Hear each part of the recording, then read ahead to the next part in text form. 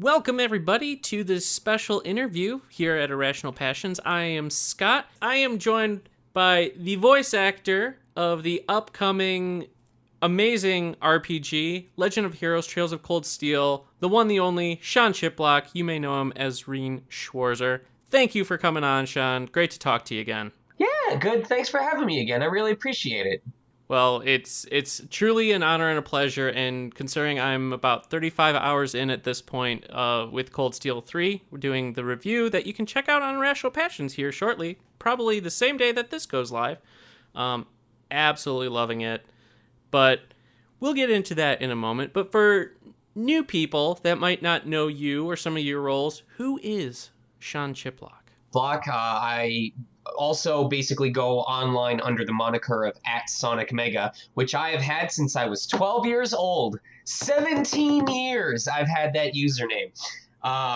And I still hate it just as much as I love it. It's so unoriginal. I'm a professional voiceover artist. I started in voiceover at the very beginning of 2007. First ever paid job, I wasn't professional at that point, but first ever paid gig was December of 2009. Moved out to California in 2012. Started treating voiceover as a full-time focus in May of 2013. And I've been doing it full time ever since. Not to say I haven't done some side jobs. I've done QA for a video game company. I was a performer for Turtle Talk for about 6 months. I've done odd jobs here and there when the mood strikes. But voiceover has been my full-time focus, and I've had the great humble opportunity to be a part of projects like Astral Chain, Breath of the Wild. Very recently, I got to announce that I'm voicing Guido Mista in the upcoming JoJo's Bizarre Adventure Golden Wind dub, which I'm extremely happy about. And there are a couple things coming down the pipeline that I absolutely cannot say a single thing about yet, but are... One of them is so important to me. If I told my childhood self that it was happening, he wouldn't believe me. He'd call me crazy. Like, yeah. Well, I hope that's Trials of Mana. I did not get to audition for Trials of Mana. And that's actually what worries me, is because I knew I was in Secret of Mana, and I hope it did well, and I didn't get anything for Trials of Mana, but if they do the next one after Trials was Legend, and Legend of Mana was the biggest... Legend of Mana was, for me, from PlayStation 2, or PlayStation 1 in this case, what Crystal Chronicles was from the GameCube. It was the Sony version of the childhood-defining game. So... I don't know. I'm not entitled to anything, but I am extremely hopeful that I will at least get the chance to audition for Legend of Mana.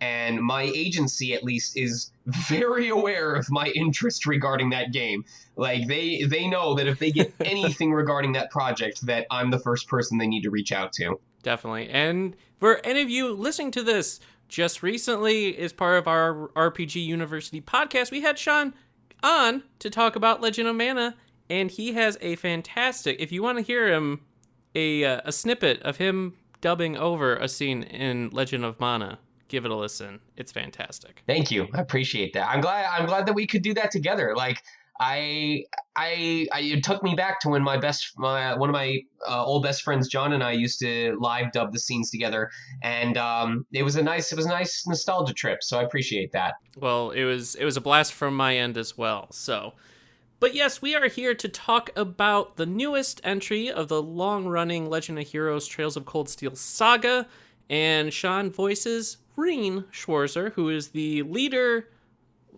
Not self-appointed. He's kind of he has the role thrusted upon him as, in the first two games, as just the leader of Class 7, this band of students from all across Erebonia, right. Who is now Instructor Rean Schwarzer of the new Class 7. I'm sorry, Daddy Rean Schwarzer.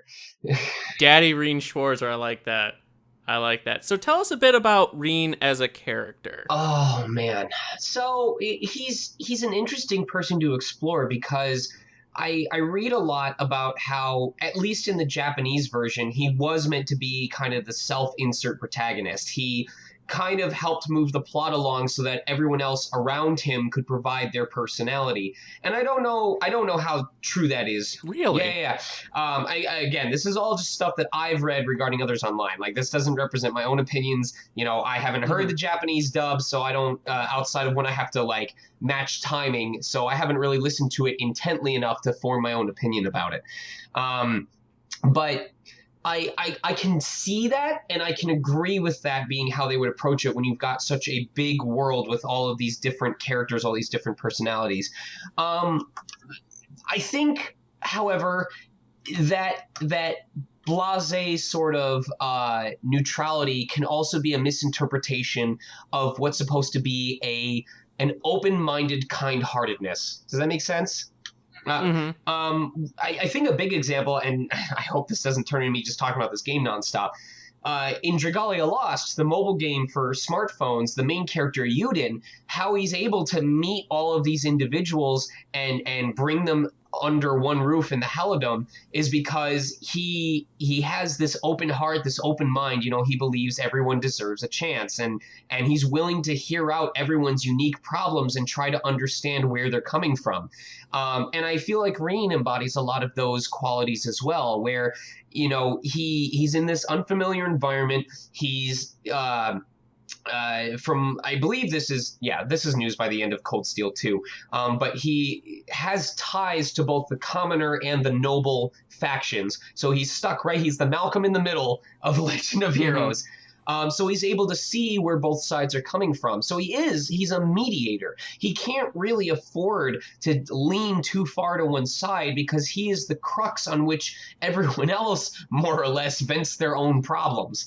And so I think that's what causes there to be a difficulty is you don't really have a lot of free opportunity to express yourself when you have to spend so much time taking care of everyone else around you. And that's kind of how Rean to me is defined, is through how he interacts with others. So that's where I find those chances for nuance, is his emotions towards, his respect for Alisa, his caring for Milliam, his little bit of sarcasm and jokingness towards the strained relationship between Eustace and Machias.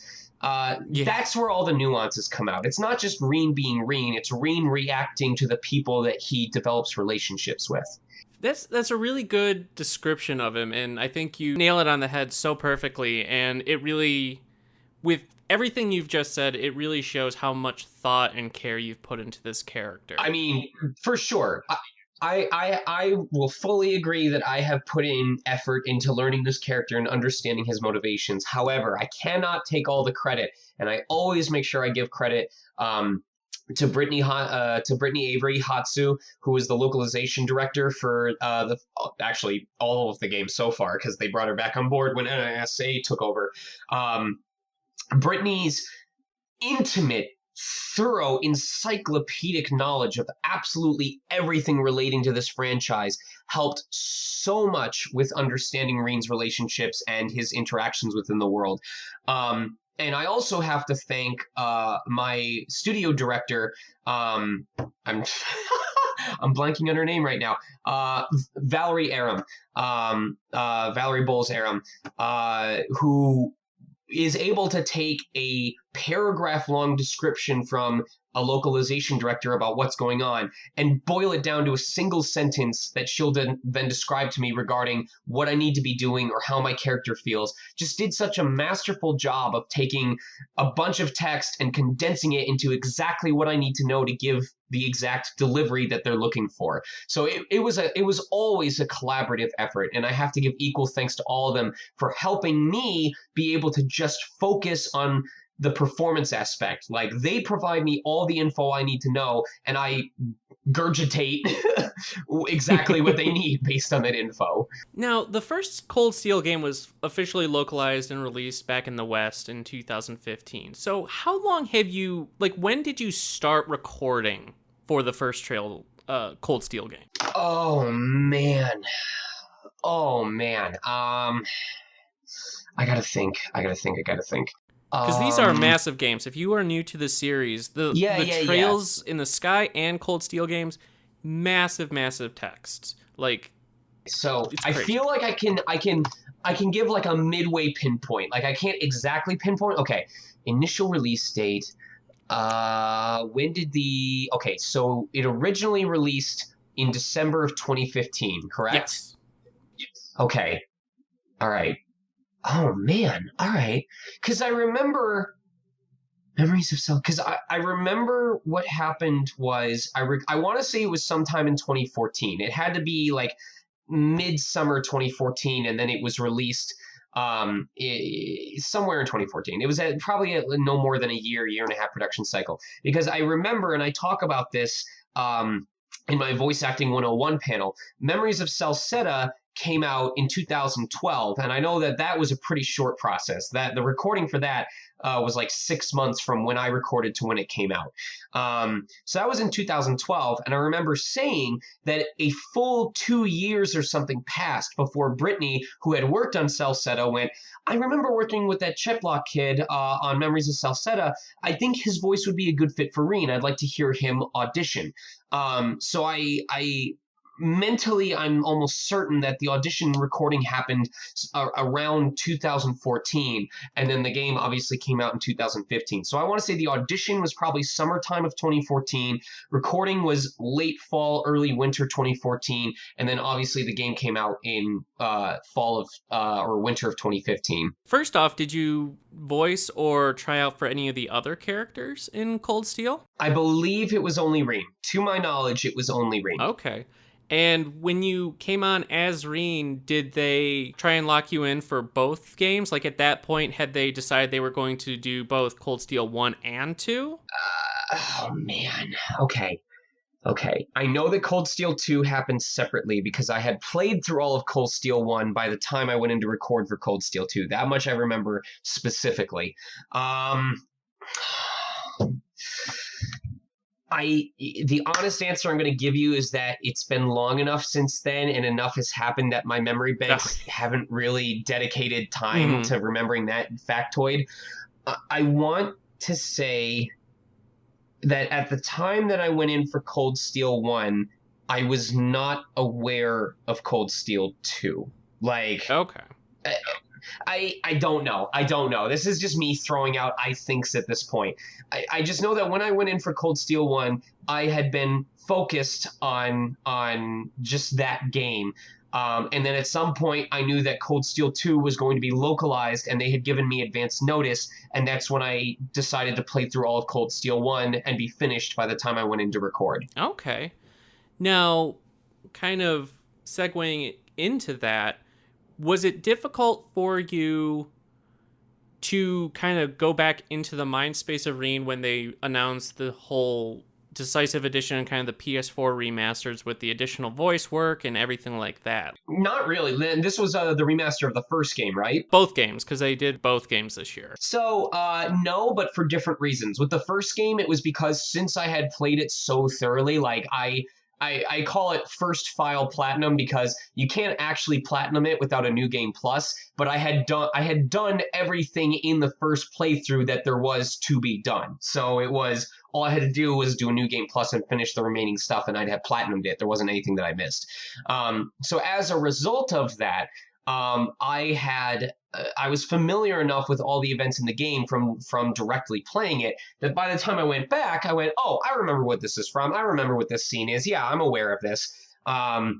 So between that, rereading TV tropes to see if people had updated it after the dub came out, and obviously any Rean quests that I had done over on my Tumblr, there were plenty of areas that I had already revisited, so I was quite familiar with it.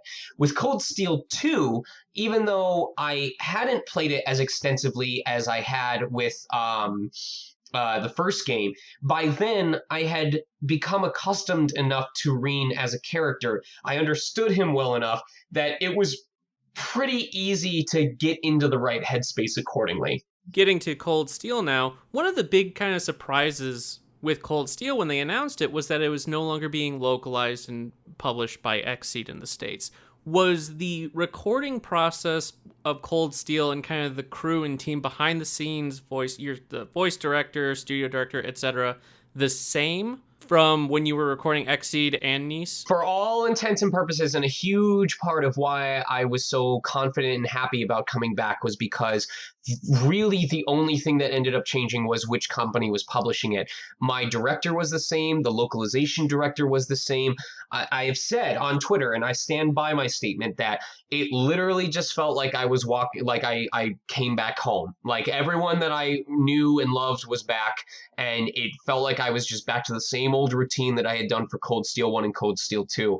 There was nothing about it that ultimately felt any different than the recording process for the first two games. I've spent probably at this point close to 150 hours with Class 7 this year, because I've played through all of the remastered the Decisive Edition of 1 and 2, and now I'm working on 3, and playing them all back to back in such close proximity to each other. The fact that Nice kept pretty much the majority of all the voice actors the same with the third game, it's like coming home, like you just said. It's like coming back to the same people, like, that I've grown attached to, and it's incredibly evident that NIS America cared, it was well aware of the concerns from fans that all the progress that had been made over 2 full games with this large cast was going to just be uprooted.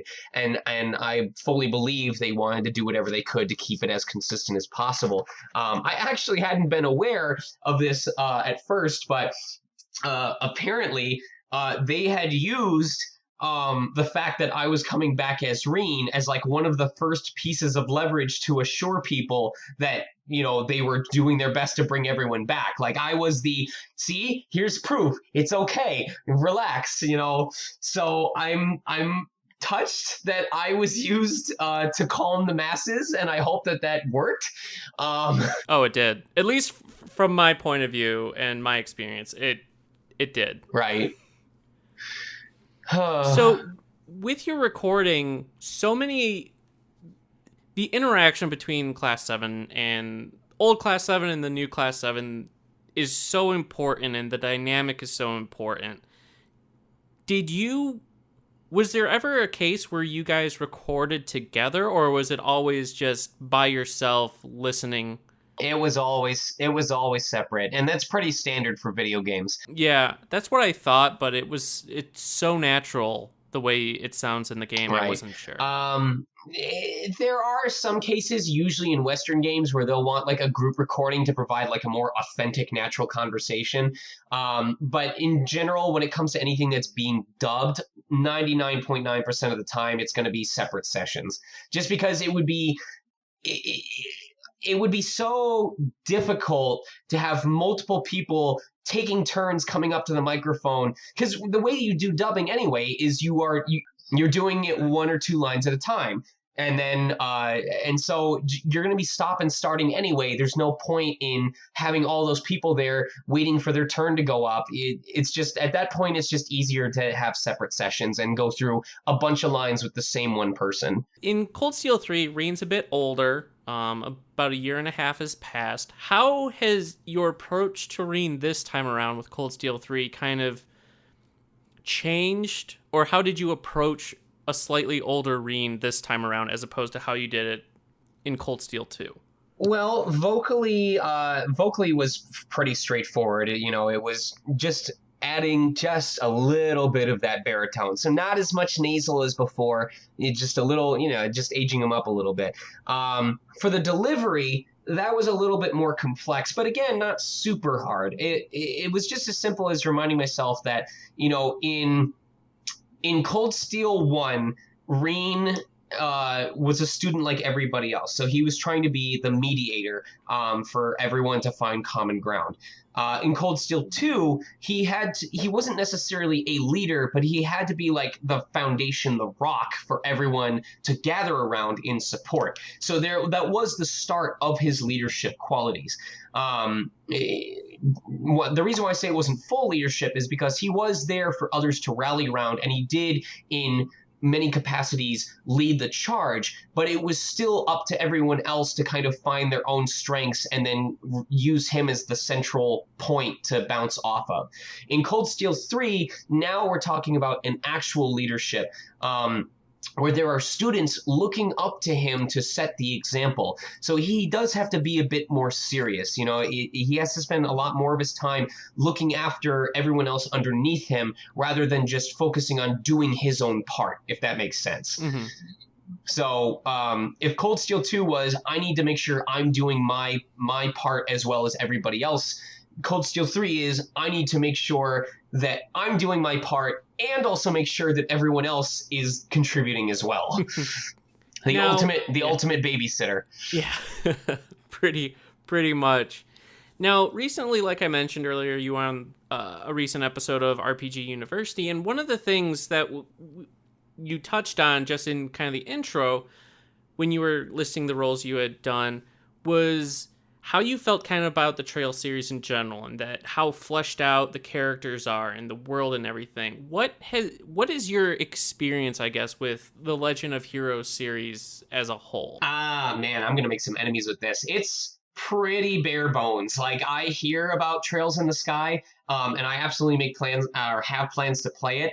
The problem is when I say I have plans, what I mean is I'm adding it to the backlog of games I'd like to get to, which it constantly does have progress being made on it, but only when there's no new games coming out, and I have free time between my work sessions, and yeah, like it's mainly those two. So I finish one game, 3 more have come out. There's another one that I'm getting nostalgic for. It's a bad combo.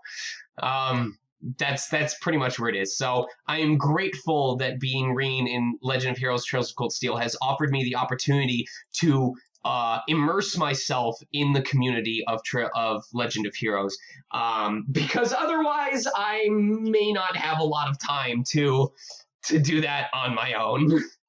This is one of the series that desperately needs a Switch port. Yeah, I can think of at least 3 games so far that I bought for PlayStation or a different system and then never touched until it was announced that it was coming to Switch, and then I bought it again, and then I actually played it on Switch. Mm-hmm. Oh, I usually get a PlayStation version and a Switch version of the game because I love the portability of the Switch games, but I love trophies and whatnot for PlayStation games. Oh, so you end up playing everything twice? Not usually. Like, I'll either start with one and then play through it on there, on one platform, but I like the option of being able to take it with me, or if I'm just going to binge it at home, I can. I have a problem. Mm-hmm. I have a problem. So how long roughly how long did it take you to record Cold Steel 3? Like, when did you start the recording process for this game? I actually don't know if that's proprietary information. I don't want to give the exact months that it was recording, but I will say that it was a process. There were 2 major batches, and I think I had a total of like 5, 6 4-hour sessions total. So we had one big batch for most of the storylines, and then we had another big batch for like the battle in between cutscenes, auxiliary stuff, emotive reactions, after battle quotes. So that's pretty much how that was. And then there were like 2 cases where I had very brief pickups for something that ended up getting changed in localization at the last minute. But it's not surprising to me because despite Rean being the main character, he's also the one that has the fewest speaking lines out of anybody else, because there's so many scenes where he's just silent in the sub. So of course he's silent in the dub as well. And people have to remember that the remaster with all the extra recorded content, that was something Exceed got permission to do and did. That was not something that was later added on in the Japanese version. That is purely exclusive to the English version. Oh, really? I did not know that. Yes. Interesting. Now, you said you've platinumed the first game. Did you also platinum the second? I did not. I got about halfway through, and then recording picked up, and I got distracted, and it went into the game backlog, and no one heard from it again. Are there any especially memorable or powerful scenes that you recall or that have stuck with you during your time as playing as Rean? The one that's actually quoted on TV tropes, which I really do appreciate this. It's just that at the time it was very awkward. A lot of people complimented how authentic my anger at Osborn at the end of Cold Steel 2 sounded when Rean realizes that Osborn is his dad. And the reason for that is because at that time, right in time for that session, I don't even remember what it was about anymore, but I was on very bad terms with my dad, like very upset with my dad. We're great now, like we love each other to death, but at that time it was very, very strained. And so like any good actor, I took that suffering and that anger and I applied it directly into my acting. So Sean mad at real dad, Rean mad at Rean dad, and it came out great. It was a very powerful. You really just belted that out. It was a very powerful line and quite the plot twist. Hopefully, since I'm a method actor, I never play a character who, for plot reasons, ends up having to murder his significant other. I'll keep my fingers crossed that for you that never ends up happening. And yeah, as a I'm personally curious. How many times did you have to, or roughly how many times did you have to yell the Valimar line, the Heed My Call, Valimar, the Ashen Knight? Man. Is it kind of like just do it like a few times with a bunch of different inflections and then they just reused it, or? Let's see. If we're talking about separate lines where I had to say it, I think it was between 5. 5 was the minimum and 8 was the maximum. And in terms of total times recorded, generally there were between 2 to 3 takes per line. 2 is the standard, 1 and 1 safety.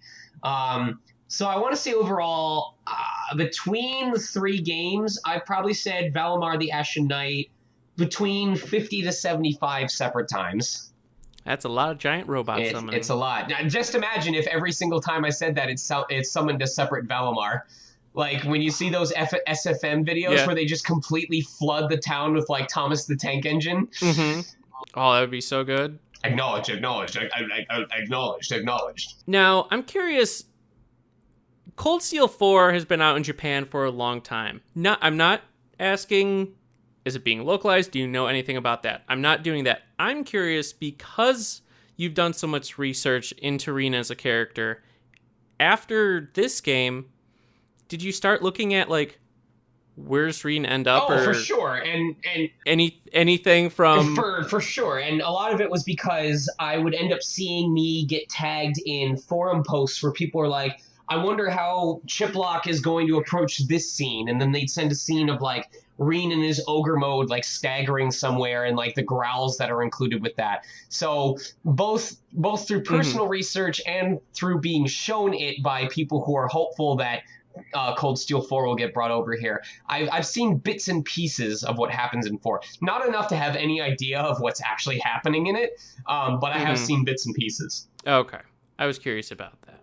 And it would be such a bummer if they just don't localize 4 at this point. Such a bummer. But I know you're a busy man, so we'll wrap this up with this last question, and this one's all about you. What would you like to say to fans of you as Rean, fans of Cold Steel, your work, anything in general? This is your soapbox. Oh, man. Go for it. You're putting me on the spot. I didn't do well under pressure. Do good recklessly.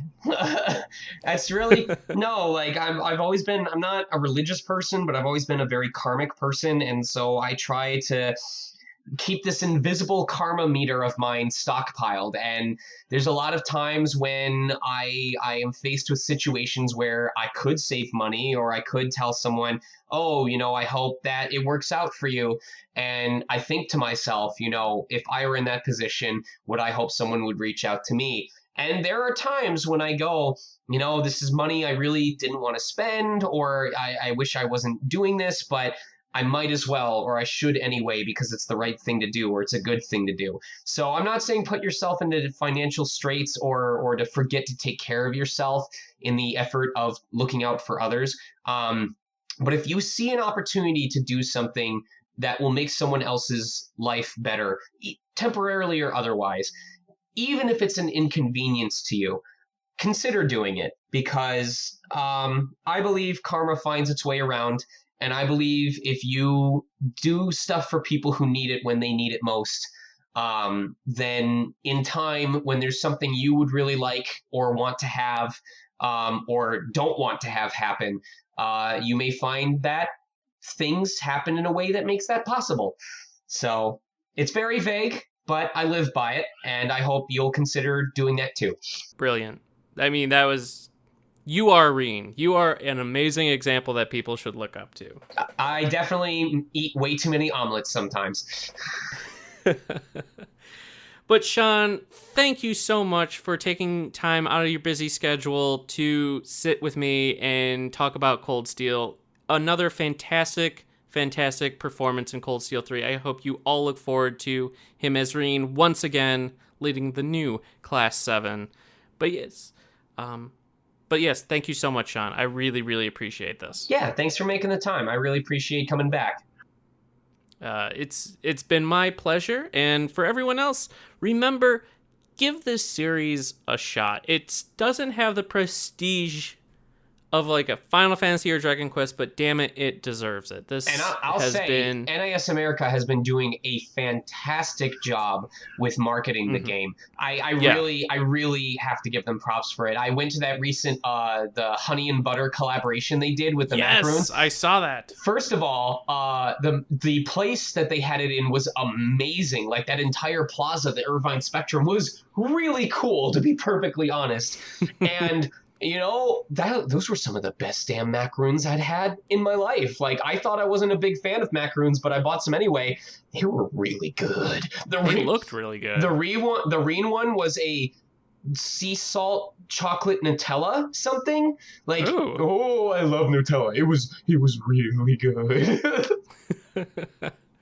That does sound good. But I'm really glad they're doing a lot with marketing this as well. It's a series that deserves recognition by mainstream, and I love every time I see larger outlets posting things or talking to Falcom's the executive producer of the Trails series, or previews, things like that. It's just like, yes, more of this. By the way, go ahead, finish your thought first. No, just that this game needs to be out there and people should play it, and it's such a wide-grossing and all-encompassing story, and it's only 60% complete or something.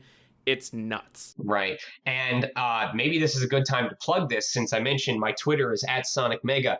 I did say that if I reached 15,000 followers by the time the game came out, I was going to give out 5 copies of the game, which we hit it. So I am giving out 5 copies of the game on release day.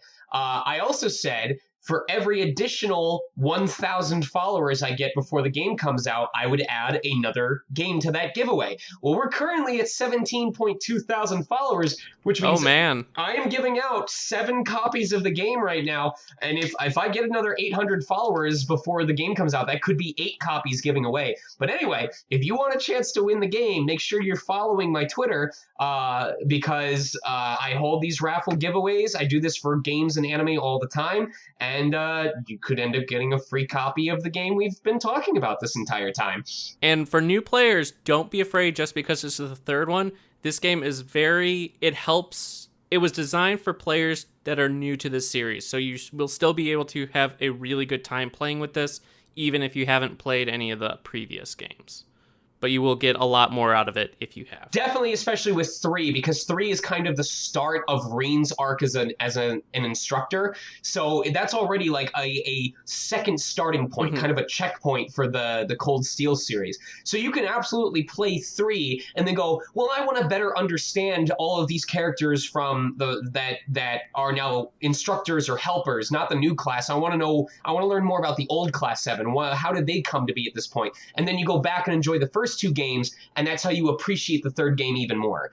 So, yeah. Perfect explanation. Couldn't have said it better. But yes, thank you again, Sean, for stopping by. Give this a shout out, or give this game a try. Follow Sean on Twitter to potentially win a copy of this game. And look forward to our review, which should be up on irrationalpassions.com today. And then next week, when the game launches, I will also have a beginner primer to help all new players kind of understand some of the game's mechanics and terminology that will help you, all spoiler-free. So look forward to that. And until next time, everybody, thanks for stopping by, and check out irrationalpassions.com.